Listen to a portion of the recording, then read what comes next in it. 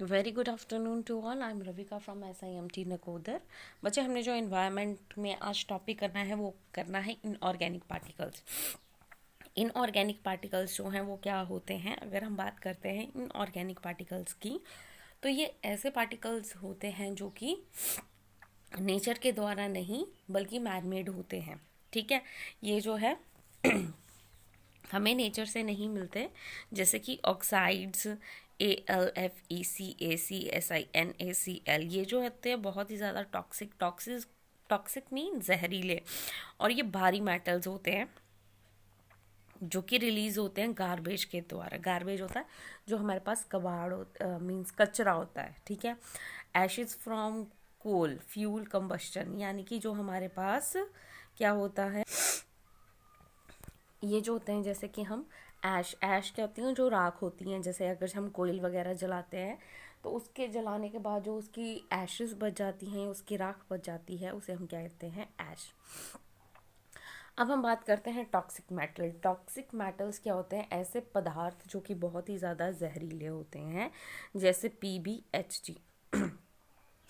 जो पीबी है वो जो होता है, जब हम कोई व्हीकल वगैरह चलाते हैं, उसके चलाने से जो धुआं निकलता है, ठीक है,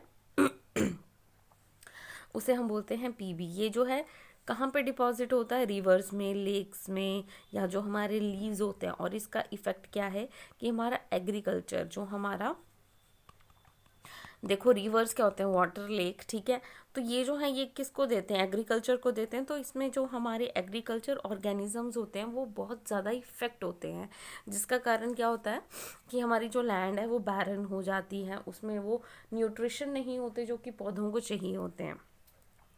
या टेरेस्ट्रियल इकोसिस्टम, टेरेस्ट्रियल मीन्स जो कि हमारे लिविंग्स होते ऑर्गेनिज्म है, जो हमारा एनवायरनमेंट है, जो लैंड पे है, उसे हम बोलते हैं टेरेस्ट्रियल इकोसिस्टम। ठीक है, उसके अलावा ये जो है टॉक्सिक मैटर, ये इंजन्स के जलने के कारण जो है हमारी एग्रीकल्चर और लैंड दोनों के इकोसिस्टम और ऑर्गेनिजम्स को क्या कर रहे हैं? ख़त्म कर रहे हैं।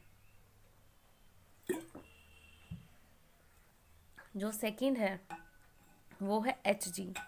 HG होता है जो हमारा लिक्विड फेस में होता है। PB जो है वो हमारा गैशियस स्टेट में होता है। ठीक है, लिक्विड फेस जो होता है ये नॉट टॉक्सिक, लेकिन ये वोलाटाइली फेस इसका क्या होता है? टॉक्सिक होता है। जैसे कोल कंबक्शन मीन, जैसे अब आप बोलते हो कि जैसे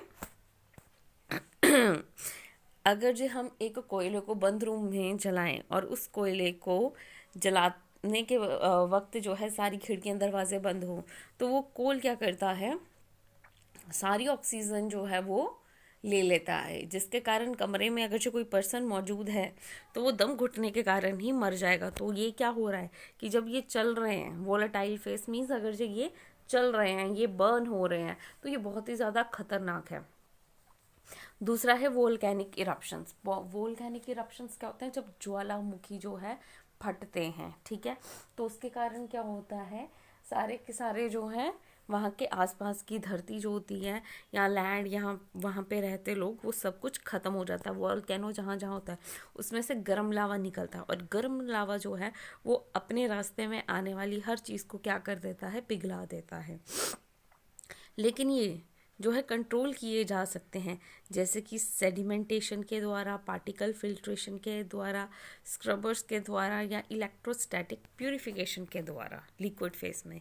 अब है NOx। NO2 जो है ये येलो ब्राउन जो है कलर का होता है, और ये जो है स्मोक टाइप होता है हमारे एटमॉस्फेयर में। जब आप कई बार देखते हो ना, सुबह सुबह बहुत ज़्यादा धुंध पड़ी है, तो धुंध वाइट नहीं येलो कलर की होती है। ठीक है, अब इसमें जो मेन, इसको मेनली बनाता कौन है? Human activities. यानी कि जब हम बहुत ज़्यादा जो है फर्टिलाइज़र्स जो हैं यूज़ कर रहे हैं, हम जो है फ्यूल्स को बहुत ज़्यादा जला रहे हैं, अब इसका जो है इफ़ेक्ट क्या पड़ता है कि आपकी आइज़ में बहुत ज़्यादा इरिटेशन होती है, लंग्स में, थ्रोट में, नोज़ में, और डैमेज जो है ये आपके टिश्यूज़ को भी बहुत ज़्यादा समटाइम डैमेज कर देता है। ठीक है, अब ये जो है ये येलो ब्राउन कलर का होता है। कभी आपने दिल्ली में देखा हो, जब सर्दियाँ आती हैं या वहाँ पे बहुत ज़्यादा व्हीकल जो हैं वो चलते हैं, तो जिसके कारण वहाँ का एनवायरनमेंट जो है वो बहुत ही ज़्यादा ख़राब है। वहाँ पे जो है 8-8 साल के बच्चों को asthma means lungs problem, then उसके बाद जो है उनकी इरिटेशन, थ्रोट, नोज़, उनको बहुत सारे बच्चों को हेल्थ इश्यूज रहते हैं। उसका मेन रीज़न यही है क्योंकि वहाँ पे व्हीकल बहुत है, और जब फर्टिलाइजेशन यूज़ होते हैं तो वहाँ पे स्मोक बहुत होती है, और जब हम इस स्मोक को इनहेल करते हैं तो ये जो है हमें ख़राब करती हैं। लेकिन इसका मेन प्रोड्यूसर जो है वो ह्यूमन ही है, यानी कि हम इंसान ही हैं, जिसके कारण जो है हमें प्रॉब्लम फेस करनी पड़ती है। नेक्स्ट है पर्टिकुलेट मैटर्स, एरोसोल। ठीक है, एरोसोल्स क्या होते हैं? ये मिनट सॉलिड या लिक्विड पार्टिकल्स होते हैं। ये जो है फोटोकेमिकल रिएक्शंस के द्वारा बनाए जाते हैं। ठीक है, अब ये जो है इसका रिजल्ट क्या होता है कि हमने जो चेंजेस की हैं मॉडर्न फार्मिंग मेथड में, जैसे डिजर्टिफिकेशंस हैं, वोल्केनिक एरप्शंस हैं, इंडस्ट्रियल प्रोसेसेस हैं। अब इंडस्ट्रीज कैसे हैं? क्योंकि इंडस्ट्रीज जो हैं वो क्या करती हैं, सारा धुआं जो है वो एनवायरनमेंट में छोड़ती हैं। तो वो जो है हम कैसे देखते हैं उसे? स्मोक, मिस्ट, डस्ट, ये जो होते हैं ये हमें दिखाई देते हैं। ठीक है, अब जो है इसके कारण हमारे जो है वो लंग्स जो हैं वो बहुत ज़्यादा इफ़ेक्ट होते हैं। हमारे जो अंदर के ऑर्गेनिजम्स हैं वो बहुत ज़्यादा ख़राब होते हैं।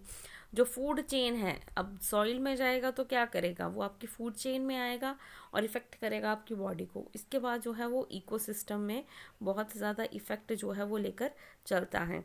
उसके बाद जो है माइक्रो क्लाइमेट चेंज, जैसे कि डस्ट के कारण हो जाता है। ठीक है, तो ये जो डस्ट है ये फोटोसिंथेसिस सिंथेसिस को जो है कम कर देती है, जिसके कारण प्लांट्स जो हैं वो कवर हो जाते हैं और वो अपना प्रोसेस जो है वो नहीं कर पाते। तो ये कुछ रीजंस हैं जिनके कारण हमारे जो है एनवायरनमेंट बहुत ज़्यादा इफ़ेक्ट होता है। अगर जो कोई प्रॉब्लम है आप पूछ सकते हैं। Till then thank you class.